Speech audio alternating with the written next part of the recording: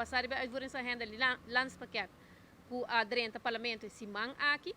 e den rapport aqui nos por wak stap ng concreto ka wartuma entre Aruba e Holanda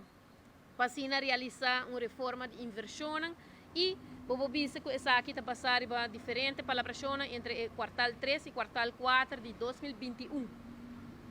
Tur 3, local resultado tur 3 isla, e está indicado também no rapport aqui, está indicado que a capacidade humana, a quantidade de gente trabalhando arriba é diferente, medida, etc., que está estipulada em landspaket, está reto. Essa aqui, logicamente, mirando nos grandura, está assim que está grupo chiquito de gente, está imenso gente, que está trabalhando arriba diferentes componentes do governo.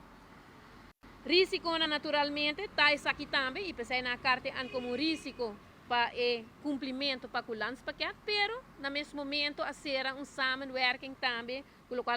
não chama TWO, tijdelijke werkorganisatie, para acabar de priorizar, em todo caso, o qual está tudo em medida, que não pensa para, logicamente, implementar o landspaket.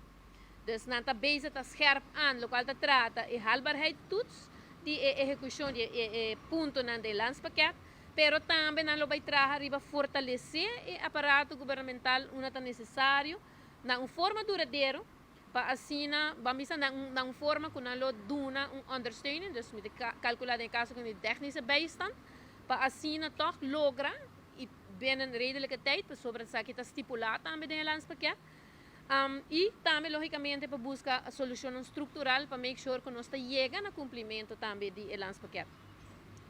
Esta indica que para Aruba essa que requerir hopi esforço, pero passou naturalmente. Nós pensamos ter na conta que pouco nós escuta hopi, tá? Que nós pensamos barra gasto no público, pero no seu turno o grupo naturalmente com o conhecimento para a função de diferente de essa que não tá queda limitado.